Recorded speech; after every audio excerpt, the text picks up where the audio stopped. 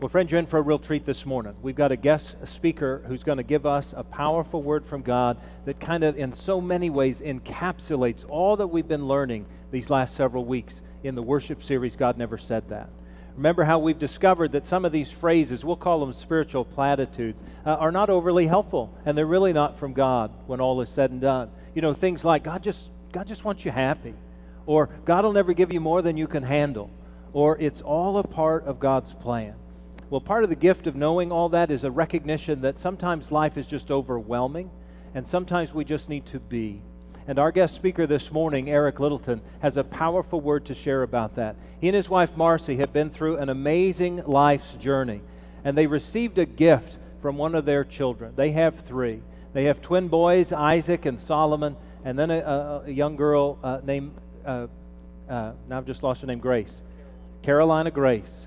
And their children, like many children, have offered them a rich blessing in life and in love. But early on, Solomon, and I'll let Eric tell you more about this, offered their family a precious gift. And Eric's written a book about it. Eric has a powerful testimony about it.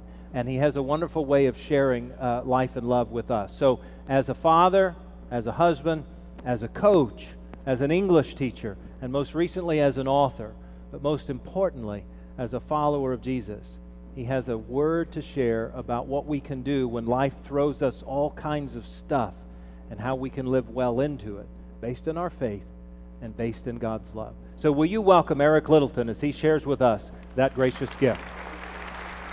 Thanks, Eric. Appreciate it.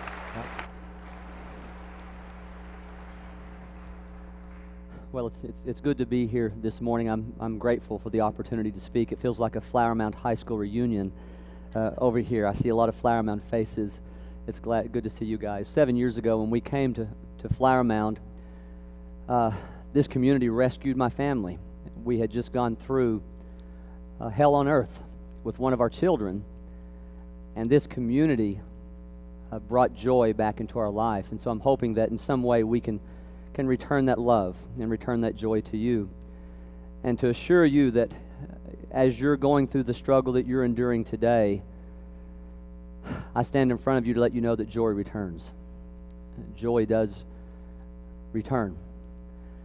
In September of 2008, the end of 2008, my family and I were living the American dream. I had stepped away from teaching and coaching to run my real estate company, where I was personally selling close to 100 homes a year. We had dozens of rental houses that were generating more income in a month than any school teacher knew what to do with. We were spending 4 days a week at our lake house up at Lake Texhoma, just hanging out, homeschooling our kids, trying to raise children of faith, family, and values. 3 days a week, we were in Edmond, Oklahoma, surrounding our kids with other families of faith, raising them in a great community, much like Flower Mound, Texas. This picture was taken in September of 2008 at our lake house. Solomon is to my right. He's to your left. That day is significant for us because at that point we didn't know the terror and the horror that laid in front of our family. As we were taking pictures this day, Solomon wasn't himself. Little Solomon is to my right, Grace is in the middle, Isaac is next to Marcy there. As we were taking pictures, Solomon wouldn't respond like he normally did. Solomon was restless. He was distractible. He wouldn't sit still. You can, if you look closely at the picture, you can see my right arm around Solomon. I'm actually physically restraining him to get him to sit still while the picture's being taken. At the end of this photo session, we all actually took off running down the beach straight at the photographer as she began snapping one shot of the other as we got closer to the finish line. And that night, I couldn't help but think that Solomon had a bad day, an unusual day. And I also noticed that he was the last to finish the race. His little sister Grace had even beaten him. But I didn't think much about it. He was the biggest, he was the strongest, he was the most athletic, and I loved hearing the kids up here singing because Solomon was our musician. He sang constantly sang. Over the next 6 months, We watched in horror as Solomon began to regress. We watched in horror as he lost the ability to feed himself. We watched in horror as he began to drift away. He lost the ability to dress himself. He lost the ability to toilet himself. All so slowly, ever so slowly, Solomon began to lose the ability to walk. And on June the 27th of 2009, Solomon spoke his last words. At the time, we did not know those would be his last words. Our dear friends from college at the University of North Carolina had come to spend the weekend with us at the lake house. They're his godparents, Uncle Rob and Aunt Gayla, with Cousin Molly and Cousin Nate. And so we asked Solomon if he could sing a song for Uncle Rob and Aunt Gayla. And he strained and he stressed and he was able to get out this song. But we knew that our little boy was fading away. As he finished this song, we all began to clap and cheer as we cried, celebrating our Solomon's ability to get this song out. And he just sat in the chair and collapsed. June the 27th, 2009. By October, Cook's Children's Hospital told us, we suggest you spend the rest of your money and your time making Solomon comfortable. So we picked up our little boy out of the hospital and we drove him home to Edmond, Oklahoma, and we laid him in the bed between us. Unresponsive, unable to speak, a vegetable just staring off into space. At night when we would go to sleep, I would sit up in the bed and I would watch Solomon take his next breath. Just watch his little chest go up and come back down. And around 2:30 in the morning, as I would begin to doze, I would reach across and I would shake Marcy, and she would raise up in bed, and I would lay my head down to get a little bit of sleep, and she would watch him. And in the morning when we woke up around 6 o'clock, my eyes would immediately roll over to Solomon and his mother, who was sitting above him, watching him take his next breath. And we both would bargain everything we had with God. Just let him open his eyes. We beg you. Just give him one more day. Just one more day. Please, God. And when he would open his eyes, the tears would begin to flow. I would push the hair off his brow. I would lean over and give him a kiss. And as I wept, I would pick up my little boy and I would walk him to the bathroom and take off his diaper, and I would lay him in the bathtub where his mother would begin to bathe him and gently sing to him as I got ready for the day's work. My wife would then take Solomon to 10 hours of therapy that day, praying that something that was done would trigger something somewhere that would cause him to wake up. That was our only hope at that point. However, on this morning in October, after Solomon woke up and we began to cry, instead of getting out of bed and lifting my son, I began to weep. I began to wail, and I couldn't stop. And as much as I wanted to be civilized, I couldn't. The pain was so deep, the hopelessness was so deep, the grief was so deep, I couldn't get out of bed. I wept. Marcy got up from the bed and walked around to my side and looked at me and says, "Are you okay?" And all I could say was, "I'm so sorry. I can't do this today. I can't do this today." I felt Solomon's lifeless body being pulled away from mine in the bed. I heard Marcy gently gasp as she lifted our 6-year-old son up into her arms. I heard the bathtub water come on. I heard Marcy singing gently to our Solomon as she was getting him ready. Our 4-year-old Grace's feet, I heard them pitter-patter into the bedroom, and she asked, "Is Daddy getting up today?" And her mother said, "Daddy doesn't feel good. He's staying home." I heard the garage door raise. I heard the van start. I heard it leave the garage. I heard the garage door close. And I laid in my bedroom alone with the sheets over my head, weeping uncontrollably. I couldn't stop. It was a grief that I've never felt in my entire life, and it was oppressive. Every breath I had to gasp for, and I couldn't stop. About 20 minutes later, the front door opened. I heard the beep of the alarm system, and I heard footsteps coming across the hardwood floors of our living room, and the door to our bedroom gently opened, and I heard the feet rustle across the carpet of our bedroom, and somebody sat down in the chair next to my bed. And I opened my eyes to see my dear friend Brent Carter sitting in the chair across from me, and I was overwhelmed with guilt. You see, I felt guilty because I couldn't save my son. I felt guilt because I couldn't protect my son. I was overwhelmed with guilt because the guy who had always fixed everything couldn't fix this. And I felt guilt because I couldn't tell my wife that I was going to take care of her child. And I felt guilt because I couldn't tell my children that their brother was going to be okay. And I felt guilt because I couldn't get out of bed. And I looked at my friend and simply said, "I'm so sorry. I can't do this anymore. I can't do this anymore." In those moments, I have discovered that God shows up.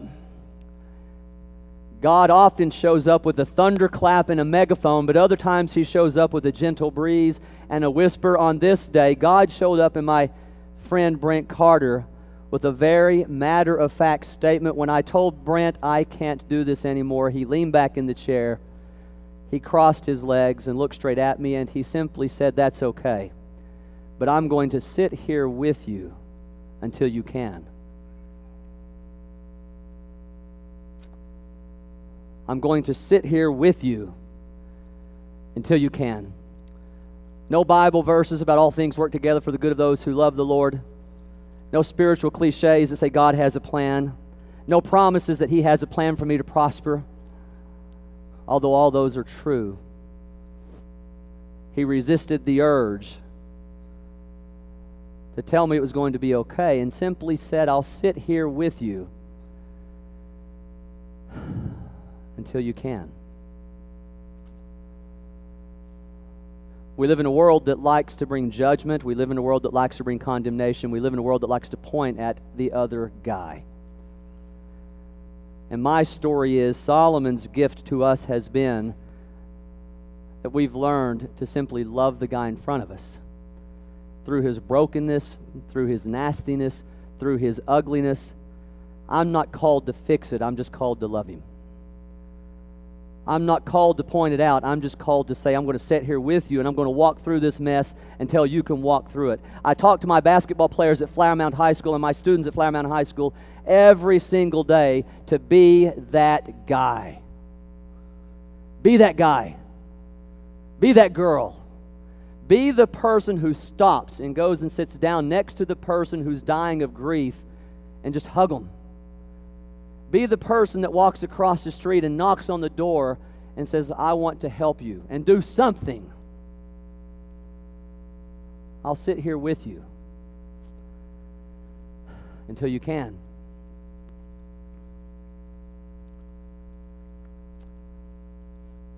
Several years ago, we were having our basketball banquet, and it was a banquet ending my 4th year at Mound High School, and these group of guys that were graduating had gone through this whole story with us. They continue to go through it with us. But these were guys that saw me on day number 1 when I had a hard time laughing and smiling. And they taught me to laugh again, and their moms and dads taught me to laugh again. And they gave me something to look forward to, and they gave me purpose again. And we were finally on the other side of those darkest days where Solomon had woke up and he was getting better each day. And so we felt comfortable leaving Solomon with a babysitter. So Annie was able to come to the house and sit with Solomon. Isaac and Grace were going to stay there as well. They were comfortable being around Solomon as well. And Marcy was going to come to the banquet with me and get to celebrate these group of guys that have been so instrumental in our lives and these families that have been such a blessing to us. and I was so excited about it. About 30 minutes into the banquet, Marcy's phone rang. And both of our hearts skipped a beat. You see, we had not left Solomon by himself without one of us being present for over 6.5 years. Marcy quickly grabbed the phone because we saw Annie's name on the caller ID, and she quickly dismissed herself. And my heart was just breaking. When the banquet ended that night, I went home quickly and I opened the door. When I opened the door, the house smelled like sewage. And I began walking down the hallway and noticed that all the pictures on the wall and next to the piano had fallen to the ground and broken, and there was a pile of glass that had been swept up and was sitting on the corner. And the house continued to stink, and I saw on the wall that there were some stains, and it was dirty. And I walked into our bedroom and over to my wife's side of the bed and looked at her. The night light illuminated her face ever so slightly, and tears were just rolling down her face. And she shook her head no, which is code for I need some time. I walked back down the hallway to the other side of the house to see a light on underneath Grace's door. Little Grace. I pushed the door open, and she had a book that she was reading, and she said, "Hey, Daddy." And so I went and sat down. "Hey, sis, what's going on?" "Solomon had a bad night, Daddy." "What happened?" "Well, he had a bathroom accident, and he tried to get to the bathroom, but he didn't, Daddy, and he tried to take his pants off, and then he got his hands dirty, and then he stepped in it, and it got all over him, and so he threw his pants, and it got all over the walls and all over the floor, and then Annie got sick and almost started throwing up, and it was really gross, Daddy." "So what happened, sister?" "Isaac went and got Solomon, Daddy." Isaac, his 12-year-old twin brother, went and got Solomon, Daddy. And he took him to the bathroom, and he set him on the potty and helped him finish, and then he wiped Solomon's bottom, and he put Solomon in the bathtub, Daddy. And he washed Solomon off really good, and then he put Solomon's underwear back on him and his pajamas, and he went and lay down with Solomon in the bed and sang to him until Mom got home. At this point, I'm just crying. I gave Grace a kiss and got up and walked out of the room, and as I got to her door, her little voice called out one more time, "Hey, Daddy." So I stopped and turned around, and she said, "Isaac sure did good tonight." I love you, sis. Love you too, Daddy. I walked down to Isaac's room to find the room dark and his head underneath the covers. I sat down on the bed next to him thinking he was asleep and just laid my hands on him to pray over him, when he rolled over and pulled the covers off and smiled real big. "Hey, Dad." "Hey, All-Star, how are you?" "Good. I made a 92 on my math test." "Congratulations. I know you studied really hard for that. You deserved that." "So what else happened today?" Try to lay it out there for him. "I caught a touchdown pass at recess." "Way to go. Did you thank the passer?" "Yeah, Trinity threw me a pass. He's a good friend." "Yeah, we love Trinity. He's a good guy." "I took a third shot at it." Tell me about your day. Tell me about your day." "Well, Max asked me if I could stay the night with him Friday. Would that be okay?" "Of course. The answer is always yes with Max and his family. We love the Lloyds. Great family." "Yes." "So Isaac, tell me about Solomon tonight." "Well, he's fine. We took care of him, Daddy. He's fine." "Grace said he had a bad night and you took care of him." "Well, yeah, it was kind of gross, and Annie and Gracie almost threw up. It was kind of funny." And I just began to cry. "Grace said that you took him to the toilet, and Grace said that you cleaned his bottom, and Grace said that you washed him, and Grace said, yeah. Isaac, I'm so sorry. This is not your responsibility. It's not your job, and I promise you that I'll never put you in a position where you have to take care of Solomon again. That's not what you're supposed to be doing at 12 years old, and Mom and Dad will always make sure that there's somebody to help take care of Solomon. This is not your job. And as I continued to tell Isaac, as I continued to apologize to Isaac, as I continued to promise Isaac, he slowly raised up in the bed and leaned up against the back of his headboard. And when I was done, he looked at me with this puzzled look and he said, but Daddy, he's my brother.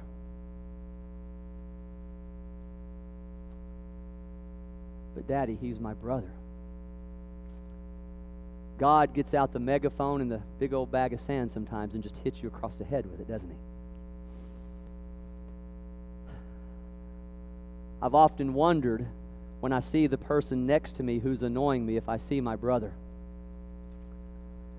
I often wonder when I see the person who looks at the world differently than I do politically if I see my brother. I often wonder if I see the person across from me who's struggling with addiction, who's struggling with their identity, who's struggling with their marriage, who's struggling with an illness, who's struggling with depression or cancer or a sick kid, if I see my brother or if I'm quick to bring judgment.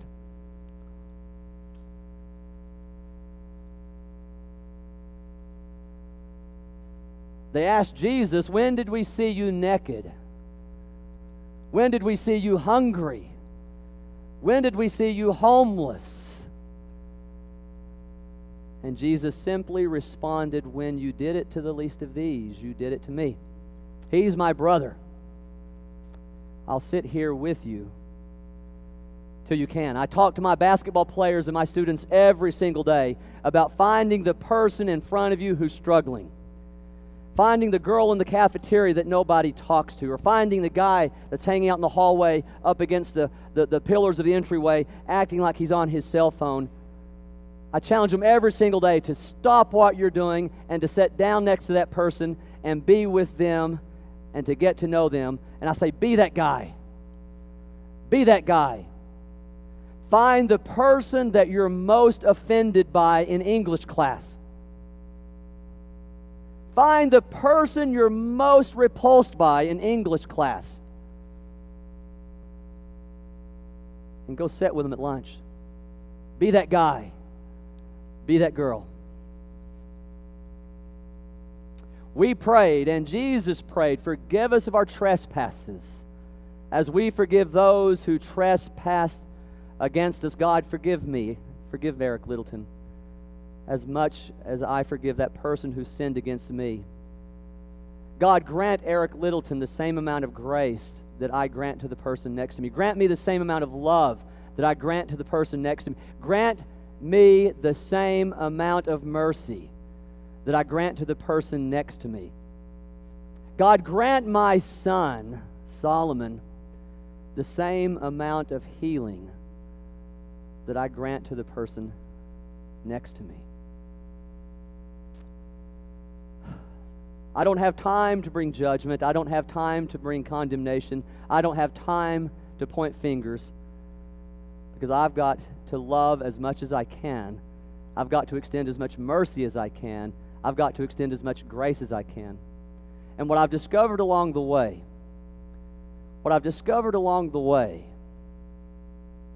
is that when we choose to be that guy, when we choose to be the conduit for God's love in somebody's life, we're the ones who benefit from it. So I'll leave you with these final thoughts. The Word tells us that love, pure love, casts out all fear. I discovered in our journey that a lot of people didn't do nothing because they didn't want to. They just didn't know what to do, so they were afraid to do anything, right? You guys understand that. I don't know what to do, so I do nothing. We experienced that, and we began to understand it wasn't that people didn't love us. They were just scared to do anything. I call it the leprosy of grief. People don't want to touch the leprosy of grief, and they even have the drive-by prayers. We're praying for you, and they just keep on rolling. Two things that I think I want to leave with you that are really important. Number one, doing nothing is not an option. Doing nothing is it's just not a viable choice. I'm sorry. And we can make excuses, And we can try to paint it pretty, but doing nothing just isn't acceptable. And number 2, I like the Nike logo and the old motto, just do it. Just do it. Just do it. Every Wednesday at 12 o'clock, there was a message on my phone from Jason Jones. Jason knew that I met with my real estate team every day for lunch, and we turned all of our phones off. And he was not a kumbaya, warm fuzzy, around the campfire kind of guy. And he just didn't have it within him to say, I love you, and I'm praying for you, and blah, blah, blah, blah, blah. So he would call my phone at 12 o'clock every week, every Wednesday for 2 years. And he left a message. Hey, man, Jones here. Just checking on you. Thinking about you. Hang in there. God translated that for me. I love you. And my heart is breaking with you. And our family's here with you. And we'll sit here with you until you get through this. Another friend sent me a text message every Friday before the weekend hit. Hey, weekend's here, thinking of you. Just do something. Cindy Guthrie, my high school youth minister's wife. She came to us one day with a box of cookies, more cookies than any human could ever possibly eat. And she just stood in front of us holding this box of cookies with tears rolling down her face, and she said, I don't know what to do, so I made you cookies. It matters. The phone call matters. The card matters. The hug matters. Just do something. Thank you for the chance to speak to you today. I'm blessed by it.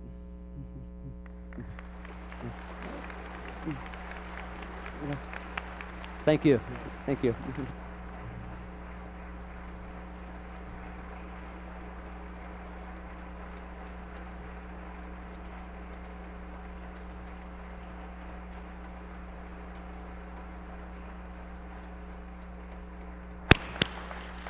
Eric, we're honored to have you and grateful that you share this powerful word. He shares that great truth that we can all do something.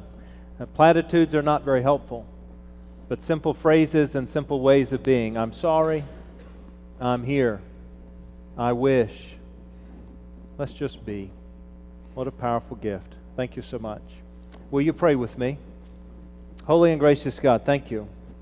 Thank you that you are enough and that you provide for us in these deep, dark hours. Thank you for the wisdom and insight of Eric and his wife Marcy. Thank you for the gift of Solomon and for the opportunity we now have to recognize how we can love others, how we can be that person, how we can share your good news by simply showing up and being. God, you did the same. You offered your Son, who brings life and love and abundance. Thank you. Let's try to do our part now. In Jesus' name we pray. Amen.